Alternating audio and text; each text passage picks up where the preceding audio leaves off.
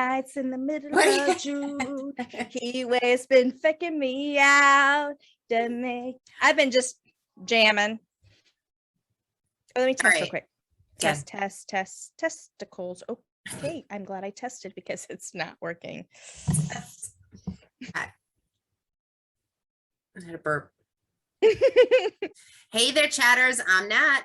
And I'm Kat, and welcome to the Crime Chat. I am your forensic femme fatale. Natalie is your true crime addict connoisseur. We're just two girls who never resort to arguing. We just simply explain why we're right. As we know where to bury a body. And always, yes, absolutely. We obsess about dark crimes, evil minds, and occasionally the unknown. Here is your disclaimer.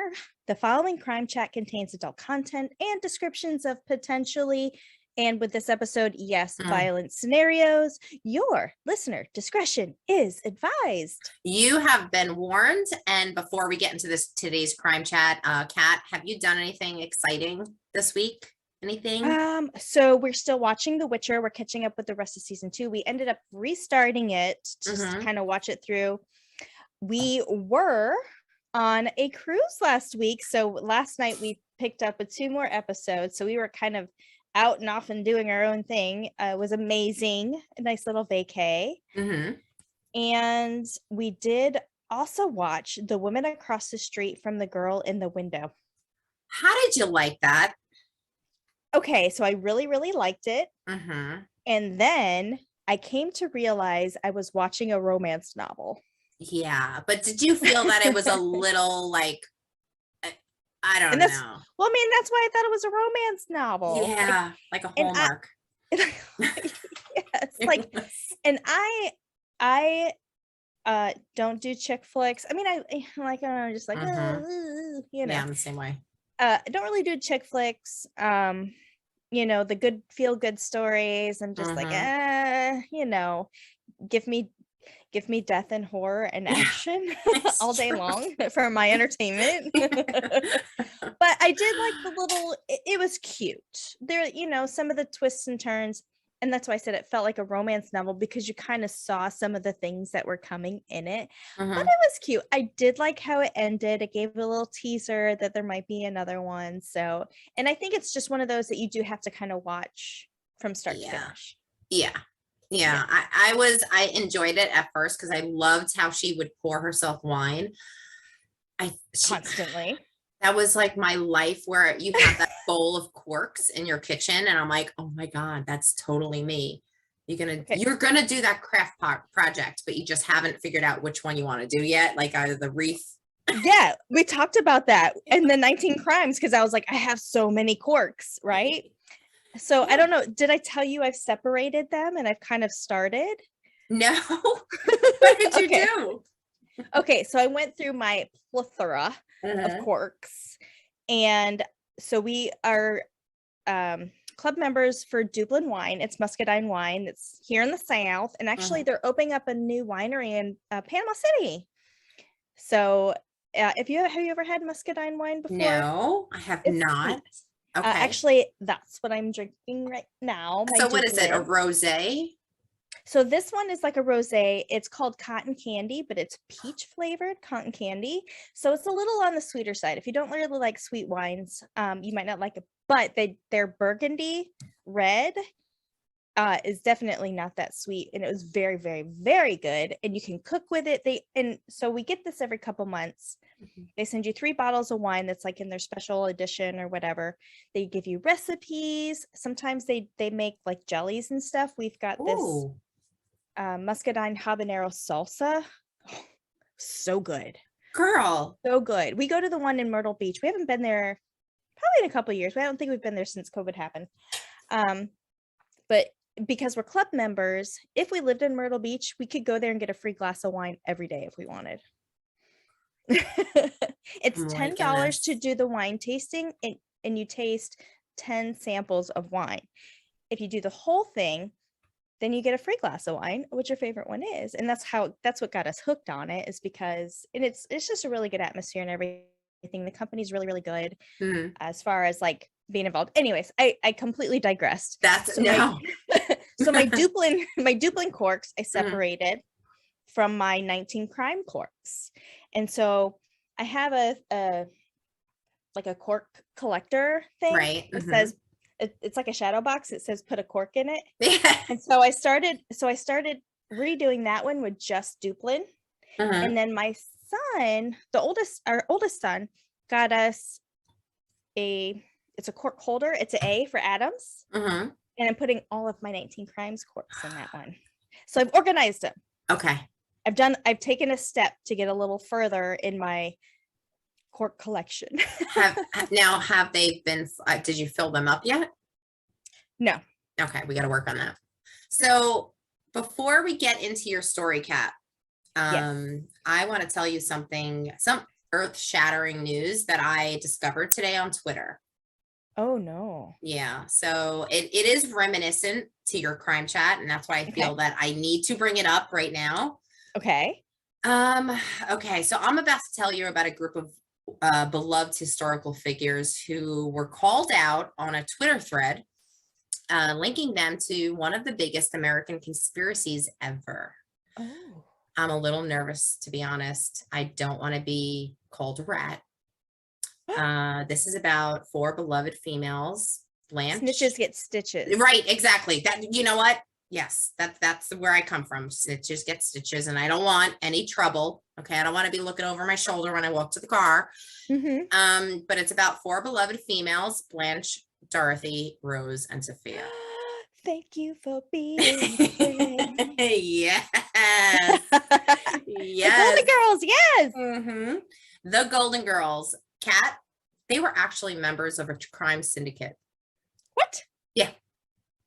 Okay. Oh. So you thought they were innocent, right? Yeah. Because that's beloved. That's what they wanted you to think. I mean, come on. That's what they wanted you to think. They were gangsters, my friend, in a life of crime. And as far as Twitter is concerned, this is what happened, and it's freaking hilarious. Okay. You got me. Okay. Oh my God. So let's talk about this. All right. So the time that nursing home was mentioned in the series, she looked at the camera with a guilty face.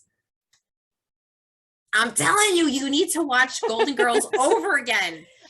You know what? I have been wanting to, seriously. I love the Golden Girls and they're great. They're hilarious, but I will definitely not look at the Golden Girls in the same way again. I know. Well, according to Twitter, the Golden Girls were quietly running an international drug ring. Well, Miami in the 80s. I mean, come on. That was internet. I mean, especially nationally, that was the peak of the war on drugs. Yeah.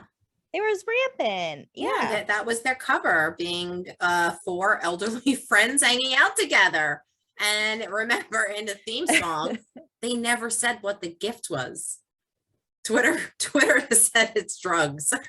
And the card attached would say, "Thank you. Thank you for being a friend. Thank you for purchasing your weekly cocaine." Exactly. Thank you for being a friend. It's the motherfucking Eagle Double G. Snoop Dogg. The Mafia has a known history of violence, intimidation, and corruption, also known by many names. La Cosa Nostra. Does that sound familiar? No, I've never heard of that before. Yeah, LCN, La Cosa Nostra, aka the Mob, the Outfit, the Office. It's a collaboration of organized crime, quote unquote, families that were dating back, originating in Italy. So going back into the late 1800s, the first published account was from a newspaper in the New Orleans Times, which reported, quote, well-known and notorious Sicilian murderers, counterfeiters, and burglars, end quote, plundered the city. And you may be wondering, why New Orleans, right? Have you heard of this? I have not. I'm curious. I'm thinking I know, but I'm not going to guess. Go ahead. Okay, so this leads us to our first crime chat. Fun fact. Music. Departing southern Italy, emigration would actually go through Brazil and Argentina by way of New Orleans, eventually making their way to the most mafia-influenced city, New York. No. Oh, God. Oh my God. The Mafia's American roots stem from the Italian immigrant neighborhood of Harlem in New York City. I'm happy Florida is not mentioned, but yeah, I could see that. Well, I mean, that's where they retired. Oh, okay. Yeah, it's true with the Golden Girls. Yeah. That's where everybody retires. That's where I'm going to retire very soon. So the 5 original New York City Mafia families were the Luciano family, which later became known as the Genovese family, the Magnano family, which later became the Gambino family, the Bonanno family, the Lucchese family, and the Porfacci family, which would later be the Colombo family. So those are like the 5, and we'll talk about the 5 families kind of throughout. Okay.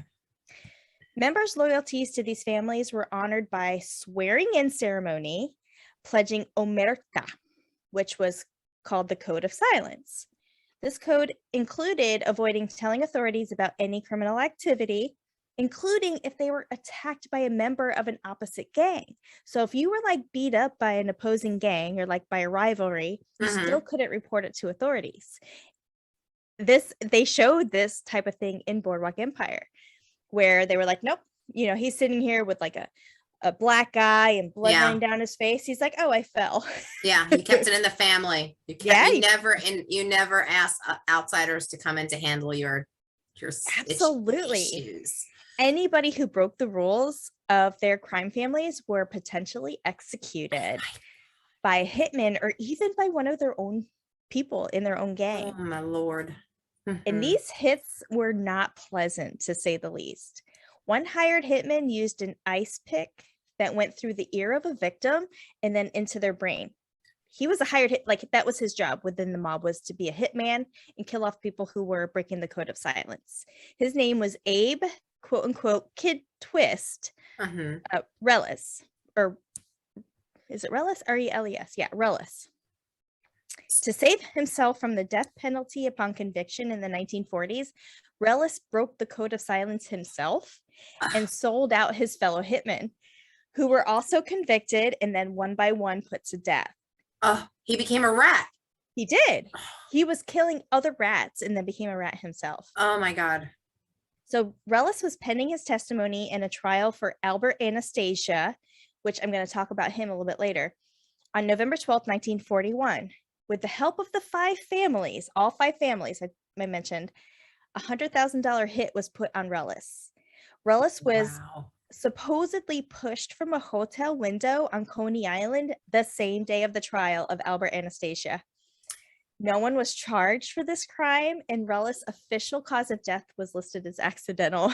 Oh my God. Okay, I love Coney Island, by the way. I spent a lot of my childhood there. So yeah. Yes. Well, Relis actually became, and you might have heard this, he became, quote, the canary who could sing but couldn't fly. Have you heard of that? No. You never heard of a canary? No, I who could didn't. sing but couldn't fly because he was pushed out of the window? No. He sang. Oh, He was preaching.